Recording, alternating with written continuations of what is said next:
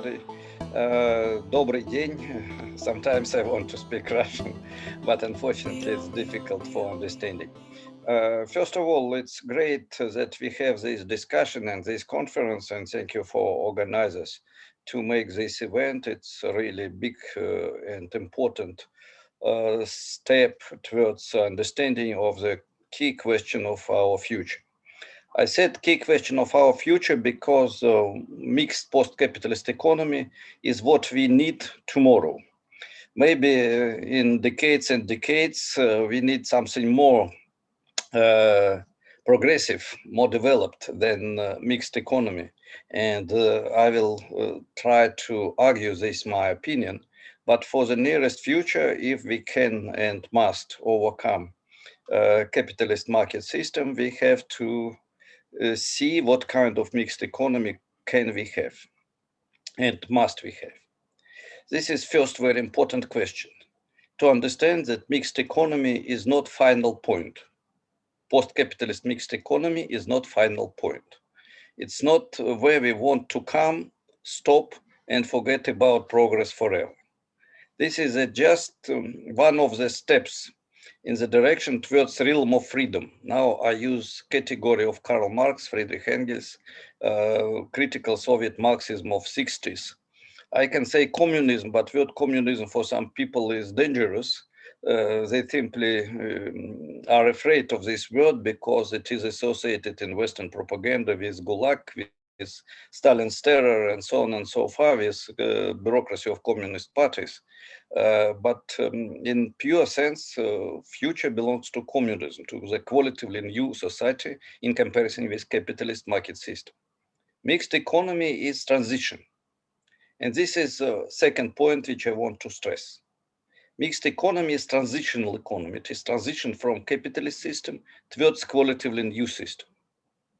And such understanding, when we have vector, we have direction of development, change many aspects and bring in new aspects to the old argument about market and socialism and so on. I want to stress that the main slogan of Lenin was very beautiful, just to continue Tamas Kraus' presentation. It was beautiful slogan. Из России Неповской будет Россия социалистическая. From Russia, organized according to the new economic policy standards, let's say mixed economy. From Russian mixed economy will be Russian socialist economy, socialist society, socialist man, socialist development. And the idea of new economic policy was the idea of developing from capitalist system, which we received as a result. We had the revolution, political revolution, but productive forces, production relations, institutions, people, traditions, all the system of relations which we received was capitalist. And the problem was how to move in the direction of socialism. And the answer was relatively simple. We have to have mixed economy. We will not speak about politics now, ideology and culture.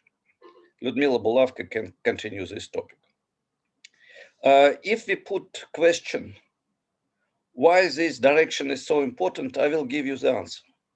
Of course, new economic policy showed wonderful example, how it possible to combine from one hand market, from another hand plan in different forms. It was element of strategic and even directive planning in form of state, in the sphere of state property.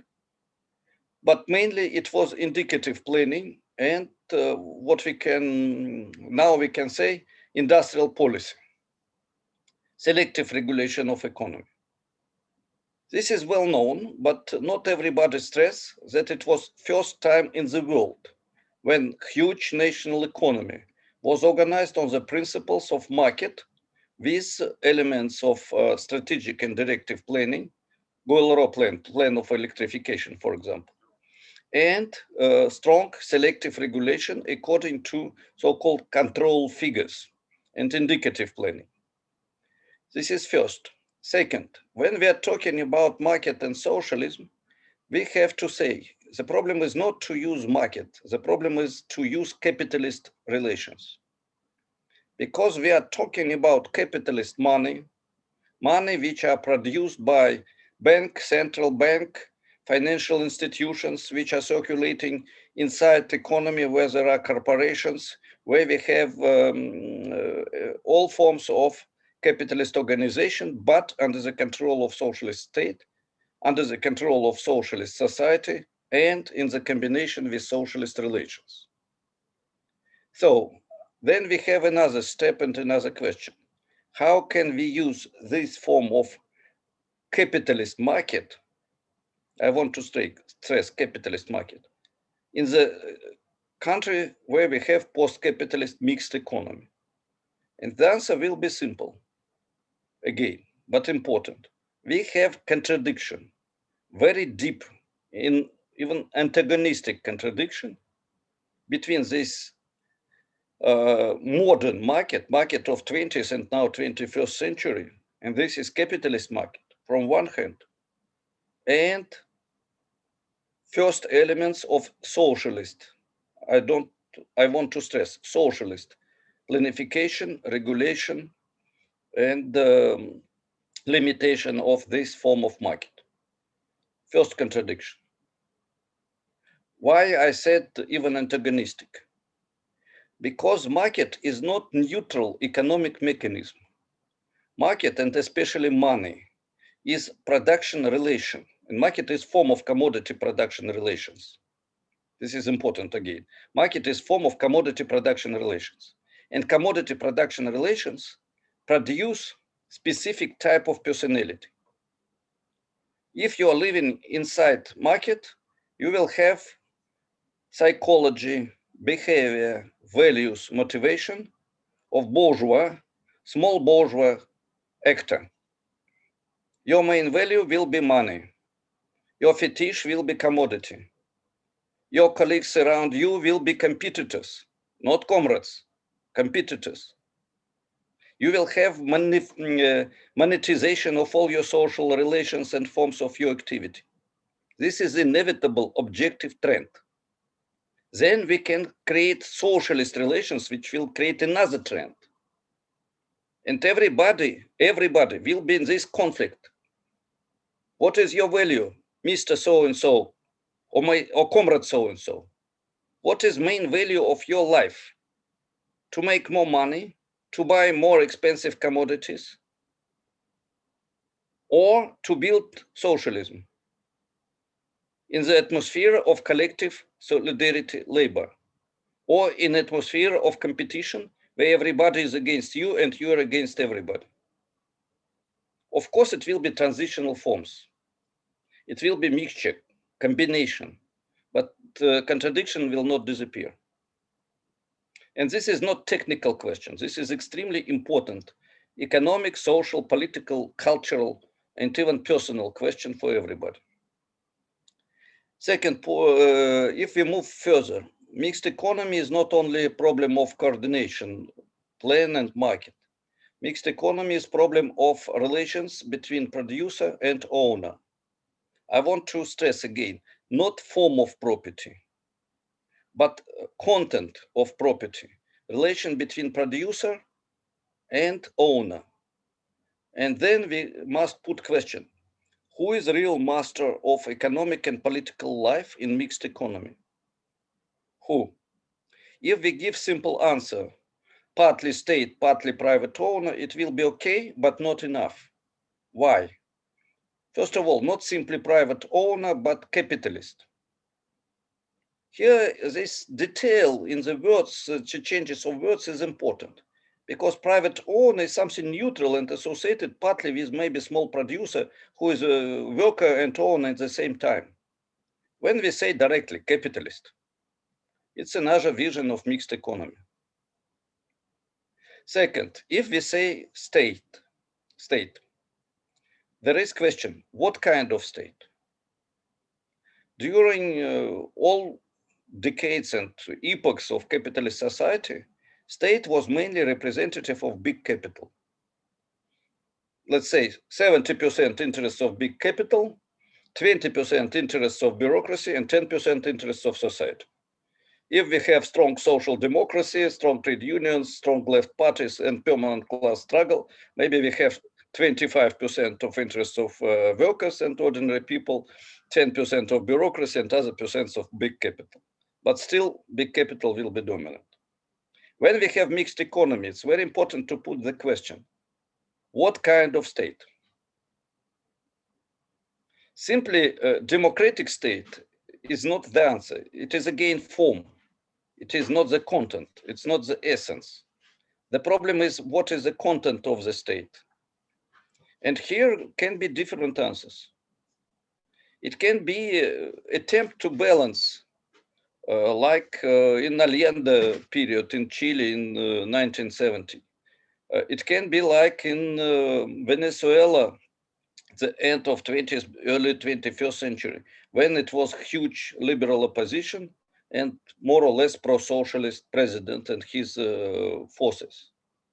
And it can be another variant like we had in Soviet Union and China in first decades and in some other countries.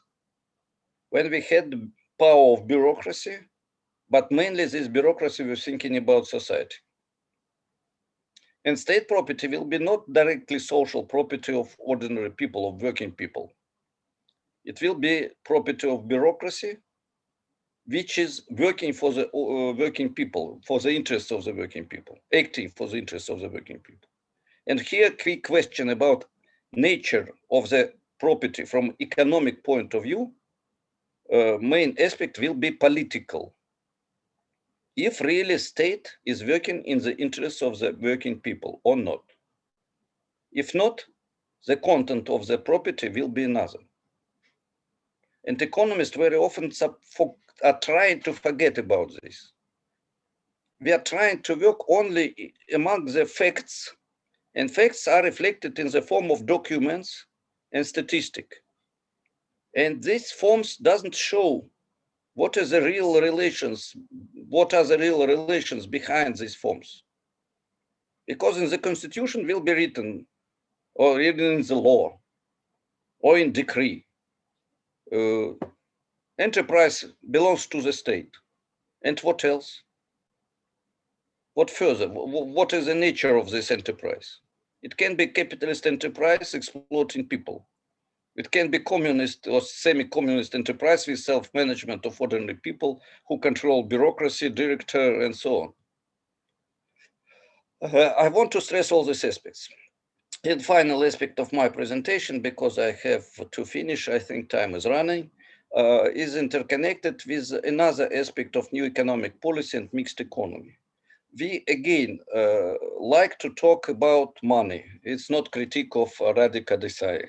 I also like this topic, and this is extremely important topic. But if we compare how much papers left, I'm not speaking about liberals, left economists wrote about money, and how much papers, specialists in political economy, in classic institutionalism and so on, wrote about social creativity of the masses as economic factor of development. It will be 90% and 10%, or maybe 99 and 1%. And new economic policy was extremely interesting period when we had mass social creativity of ordinary people in different forms.